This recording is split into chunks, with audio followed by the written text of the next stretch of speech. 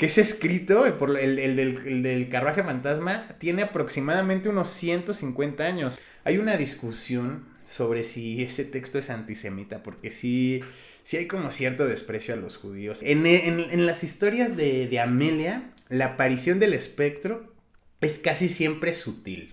Al día de hoy estos cuentos se han vuelto un poco predecibles, pero aún así tienen su encanto fantasmal, de ambientación gótica, que sigue fascinando a las mentes abiertas a una estética antigua. Obviamente, si tú eres...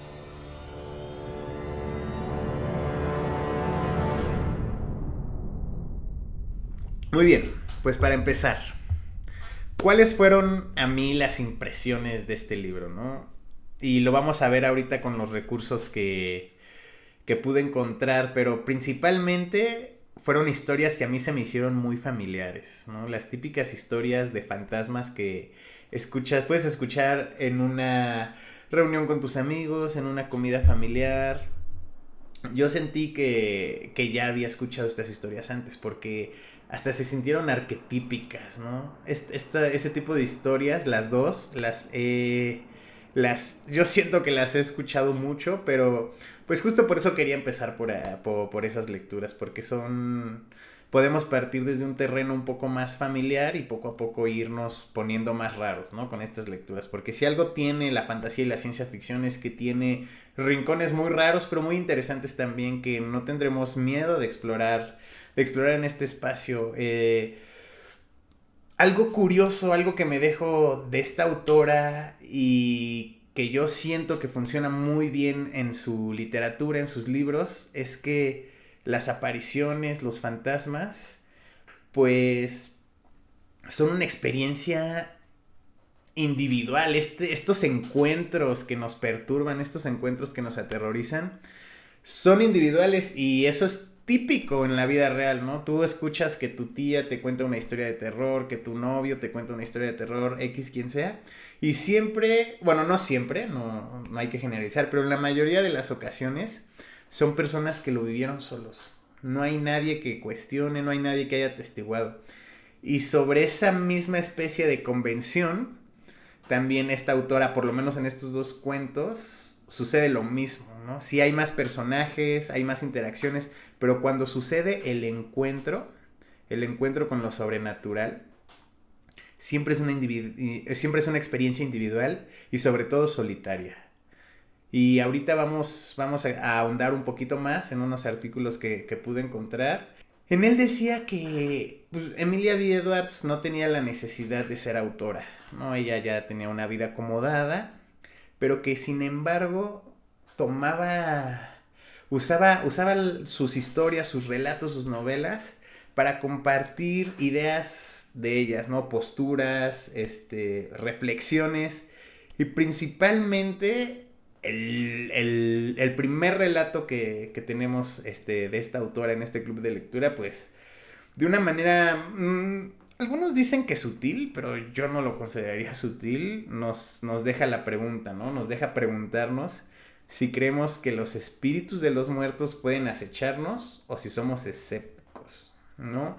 Y recordemos que ese escrito, el del carruaje fantasma, tiene aproximadamente unos 150 años. Se publicó, si no mal recuerdo, y si estoy mal, alguien siéntanse libre de corregirme en el chat o en los comentarios cuando esto esté en YouTube.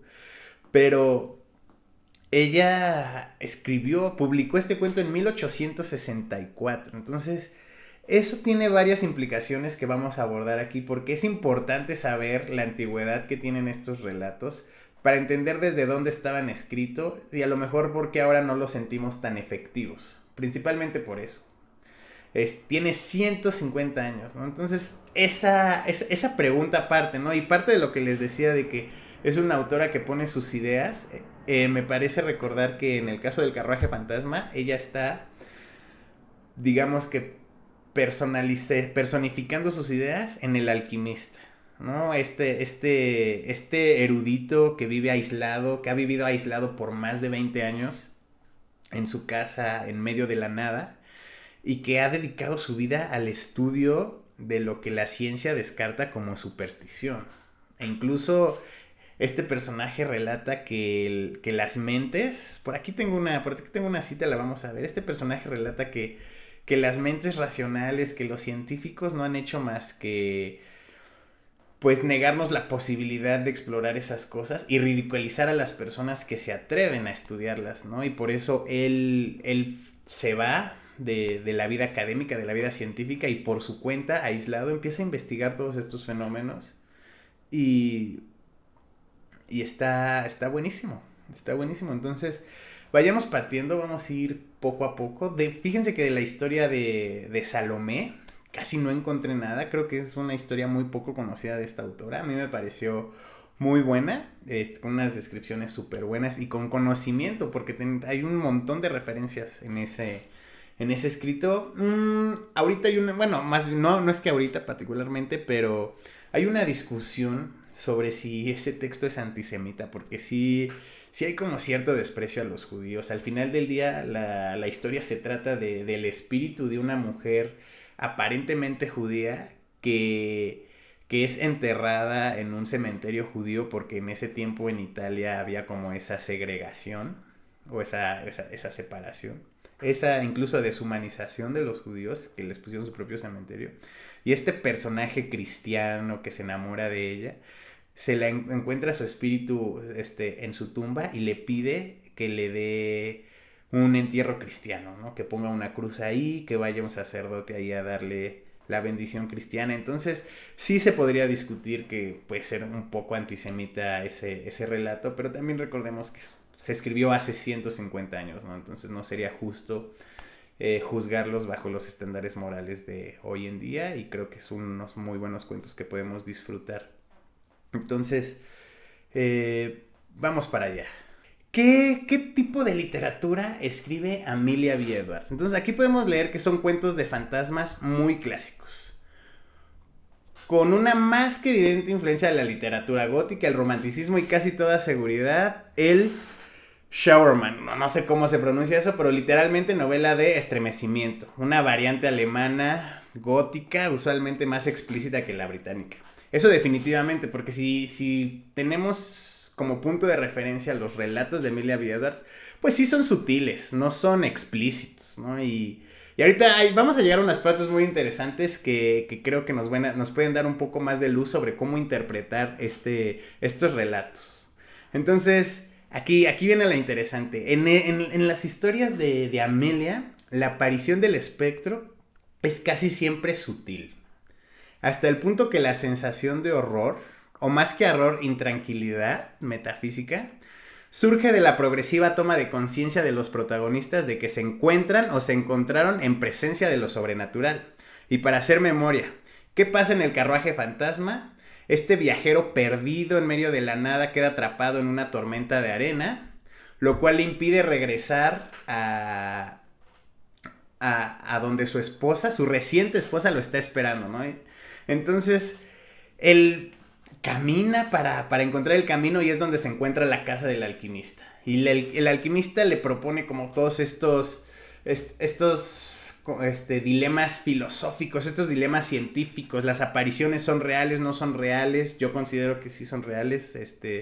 Y se ponen ahí a dialogar sobre si es cierto o no es cierto. Pero posteriormente el viajero se va bajo la instrucción de este alquimista de que en cierta altura en el campo va a encontrar un carruaje.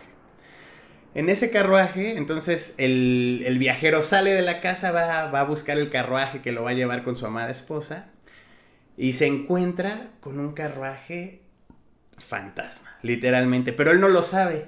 Él empieza a ver algunas señales raras, pero es más su desesperación por dejar de estar perdido, que se va directamente, se sube sin preguntar nada.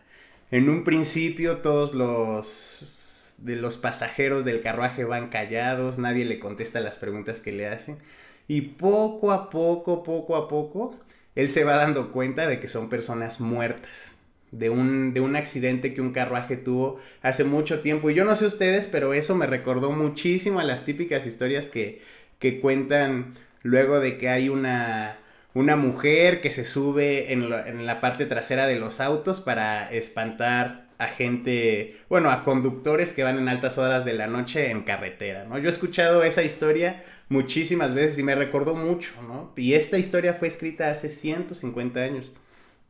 Y, y es ahí donde yo digo que estas historias se sienten muy familiares. Es el típico, la historia de fantasma. Es muy sutil porque nunca hay este gran jumpscare, no hay este gran espanto, no hay esta gran cosa que nos ponga los pelos de punta. Más bien es como poco a poco el personaje se da cuenta que tuvo un encuentro con fantasmas, con apariciones. Y así como en la típica historia de que luego la mujer le dice al conductor, ves ese puente, ahí me morí. Este carruaje acaba esta historia con este carruaje cayendo sobre el barranco donde originalmente creo que 20 años atrás había caído. El protagonista sobrevive y relata su historia, ¿no? Entonces, aquí podemos ver como algunos elementos clásicos de las historias de fantasmas. Y aquí hay también algo muy interesante, ¿no? Que la carencia de estas cosas como más estridentes o más explícitas la suple gracias a una ambientación que, pues ella era una consumada viajera. Entonces sabe describir muy bien entornos exóticos y sabe dónde ubicarnos, ¿no? Para el lector británico de la época. Describe con todo lujo de detalles todo. Entonces, ese toque le confiere a los textos un sabor especial que los hace trascender de meros relatos de fantasmas para convertirse en algo más. Y que enlaza de hecho con la ficción de autores posteriores como Allegor Blackwood, que recordemos que él tiene obras como Los Sauces, que también es magnífica, ¿no? Entonces, un poco sobre esta línea, tenemos aquí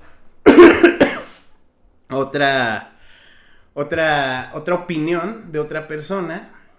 Y aquí podemos ver que esa persona cree que fue una mujer adelantada a su época. Porque hizo muchísimo. Era música, era escritora, era egiptóloga, era viajera, era incluso hasta pintora.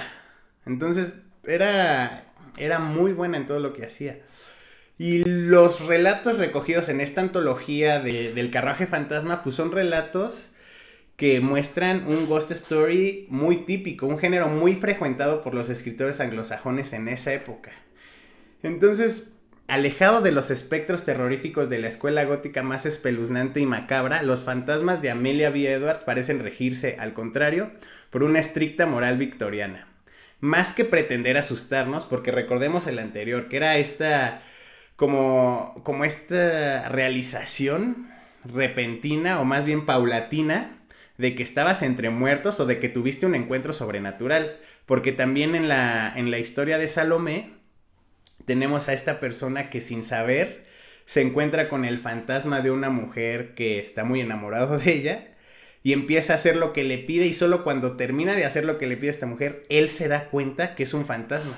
Pero él es la única persona que lo vio. Entonces ahí nos retomamos también con la idea de que los encuentros sobrenaturales son una experiencia individual y solitaria. Entonces, más que pretender asustarnos, las apariciones de Amelia B. Edwards se limitan a señalarnos un suceso luctuoso, avisarnos de algún peligro inminente, expiar una falta o colaborar eficazmente en la resolución de un crimen misterioso. Y aunado a eso, tenemos aquí que al día de hoy, como dice esta persona en este blog, al día de hoy estos cuentos se han vuelto predecibles. Aquí dice que es un poco predecible, pero nada que ver. Son cuentos muy predecibles. Es la realidad. Para un lector ya ahorita, con toda la experiencia y todo lo que tenemos ya al acceso a la cultura, que hemos visto tantas cosas, son historias realmente muy predecibles. Entonces ahí es donde algunos lectores pueden experimentar cierto grado de fricción al intentar leer estos cuentos, porque a lo mejor les quedan debiendo, pero aquí es donde es importante ponernos en el lugar de 150 años en el pasado y cómo eran las típicas historias de fantasmas. Porque aquí dice, al día de hoy estos cuentos se han vuelto un poco predecibles, pero aún así tienen su encanto fantasmal, de ambientación gótica, que sigue fascinando a las mentes abiertas a una estética antigua. Obviamente, si tú eres un lector que está interesado en esta estética, en esta ambientación gótica, pues no vas a salir decepcionado. La cosa es abordar este tipo de relatos con el mindset adecuado. Y justo eso lo dice una persona en Goodreads, que aquí está en inglés, pero yo con mucho gusto se los traduzco. Dice, ninguna de estas historias, repito, ninguna de estas historias espantaría a nadie el día de hoy. Ninguna, la verdad es que no es como que termines de leerlo y termines súper espantado y vayas a tener pesadillas. Él comenta que la primera vez que las leyó, como que fallaron en que le generaran alguna emoción, algún efecto. Pero como siguen siendo atmosféricas, se siente la amenaza, son extraordinariamente descriptivas. Tú puedes ver los paisajes. Yo hasta subrayé en la historia de Salomé cómo describía el paso del día a la noche, porque lo describía como el cielo se iba poniendo en tintes púrpuras y después se iba al dorado y después se iba al gris. O sea, con unas descripciones extraordinarias. Y que aparte tiene algunas ideas que después se convertirían, digamos, como en los cimientos de lo que ahora nos podemos ver a lo largo de todos los medios, ¿no? Y en eso vamos a las historias típicas de fantasmas. La mujer que se sube en la parte trasera del auto para espantar a un viajero en carretera.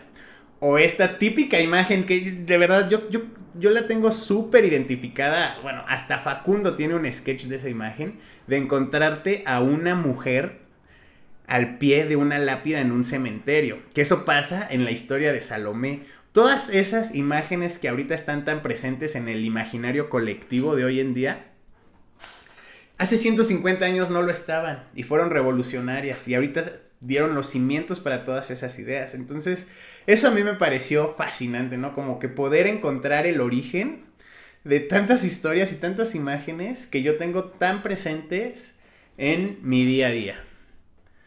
Y aquí vamos con otra cosita rapidísimo. Donde justo aquí vamos a ahondar en lo que justo les comentaba acerca de las diferentes ideas científicas, filosóficas, que directa o indirectamente pues se discutían en el carruaje fantasma, ¿no? Y aquí hay algo súper interesante que si yo no hubiera leído este artículo no me hubiera dado cuenta, y por eso se los quiero compartir, sobre cómo este tipo de lecturas también tienen su valor en el aprendizaje que podemos extraer de ellos. Porque aquí esta persona dice que lo primero que le llamó la atención a él fue como el uso casual del narrador de la feronología. Bueno, no sé si así se traduzca, feronology, pero lo voy a traducir como ferenología.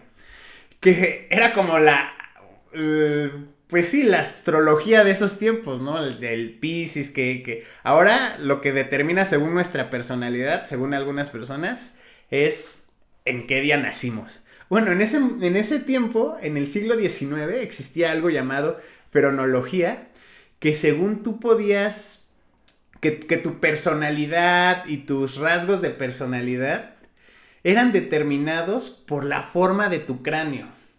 O sea, eso ahorita sí suena irrisorio, suena ridículo, pero en ese tiempo era una creencia y hasta tenía su etiqueta como pseudociencia feronología.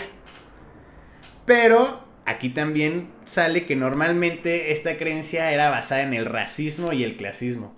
¿Y esto cómo lo podemos ver en el relato? Cuando el narrador juzga al alquimista como alguien que tiene cabeza más de poeta que de filósofo, por la forma en la que está su cabeza. Entonces, yo no tenía ni idea de que la feronología era algo que existía, y solo a través de encontrarme con este libro y después investigar y encontrarme con este artículo, pude entender. Y a eso también le podemos sumar que en la historia de Salomé hablan de... Ay, a ver, aquí lo tengo anotado. Porque eso me pareció un dato curioso, muy interesante. Es un dato curioso inútil, pero a mí me pareció muy interesante. La teoría vertebral del cráneo. Que básicamente es una teoría que propone, que incluso Goethe defendió en el siglo XIX, que el cráneo estaba compuesto por un conjunto de vértebras metaforciadas. Entonces, tanto la feronología como la teoría vertebral del cráneo eran cosas que yo no tenía ni idea que existían y que yo pude recoger gracias a estos libros, y la verdad sí es conocimiento que atesoro, porque pues son datos curiosos que que a uno le dan gusto encontrarse y saber porque sí son muy inusuales, ¿no? Son muy atípicos. Está muy loco, pero bueno, eso les quería enseñar de aquí. Y aquí dice que mucho de la ciencia discutida es interesante por la manera en cómo se relaciona con la filosofía moderna. Sobre si algo científico puede ser real, sobre si algo puede ser científicamente real si no lo podemos personalmente observarlo, ¿no? Porque el alquimista hablaba de que a lo largo de todas las civilizaciones que han poblado el planeta, ya sean bárbaros salvajes o personas civilizadas, ya sea en Asia, ya sea en África, ya sea en Europa, toda la experiencia humana está marcada por encuentros con apariciones sobrenaturales. Entonces ese es el debate que tienen ahí.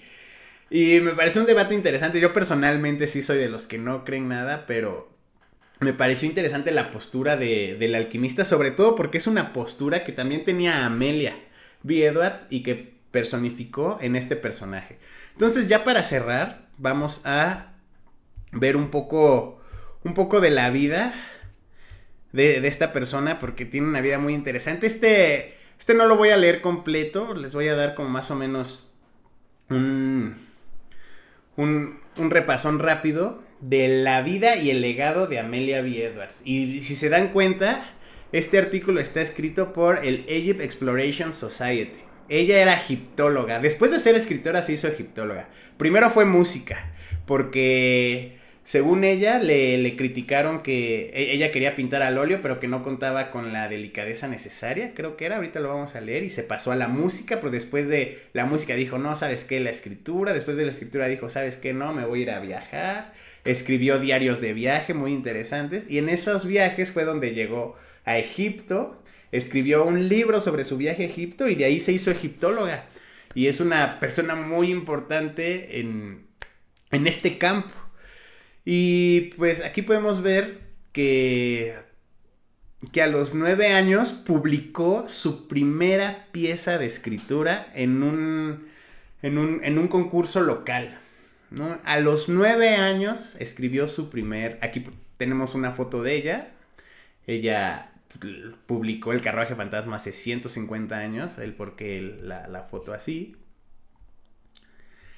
Y aquí dice que Edward era excelente en escribir y arte. Y a los 14 decidió enfocarse, lo que les decía, en la música, nada más. Porque era considerada, más bien ella era considerada una persona muy delicada para hacer pinturas, para hacer óleo. Entonces mejor dijo, pues ¿sabes qué? Yo lo que quiero es ser artista. Practicó piano, órgano, fue excelente en guitarra y también cantaba. Pero después de muchos años de trabajar duro para perfeccionar sus habilidades, ella dijo que el regalo divino de la música no era para ella. Y ahí fue cuando se hizo escritora. Entonces, si ustedes quieren saber un poco más al respecto de ella, también les voy a dejar ¿cómo se llama? El artículo en la biblioteca de recursos. Recordemos, aquí está la biblioteca de recursos. Aquí ustedes pueden filtrar por autor, por género. En este caso todos son el mismo género, porque ahorita estamos hablando de Amelia B. Edwards, pero terminando esta sesión voy a agregar el cuento de la próxima semana, que es el de Arthur Machen, el del gran dios Pan. Y también aquí, si se quedaron con alguna duda, ya saben que van a tener que más bien ya tienen el enlace para esta biblioteca en YouTube, tanto en el canal como en el primer video que ya está ahí y en los comentarios del primer video. Y cuando esté el video del live del día de hoy, también me voy a encargar de que en los comentarios esté este enlace para que quien quiera pueda acceder a los cuentos que están aquí arriba y a estos artículos que leímos si quieren profundizar, porque yo ahorita los pasé muy encimita, tenemos el tiempo contado. Entonces, para a quien quiera que le interese, aquí están estos libros. Yo les puedo decir que estoy muy sorprendido por los cuentos que leí. Al principio un poco escéptico, pero al final del día uno tiene que ponerse en contexto, uno tiene que Uno tiene que saber desde dónde los autores estaban escribiendo sus obras. Y recomendadísimo si ya se picaron, si les gustan las típicas historias de fantasmas. No que los vayan a espantar, no que les vayan a causar miedo por la noche, no que les vayan a causar pesadillas, pero simplemente historias de cómo algunas personas paulatinamente se dan cuenta que tuvieron un encuentro con lo sobrenatural o que están teniendo un encuentro sobrenatural, pero como una experiencia individual, solitaria, como las historias que nos gusta platicar con nuestros amigos. Entonces, eso es lo que yo me quedo. Nos vemos la próxima semana. Nos vemos el jueves a las 11 aquí, esta vez para discutir la lectura de El Gran Dios Pan de Arthur Machen. Gracias por acompañarme en esta noche, fue un placer estar con ustedes, compartir esta noche con ustedes y nos vemos la próxima semana. Adiós.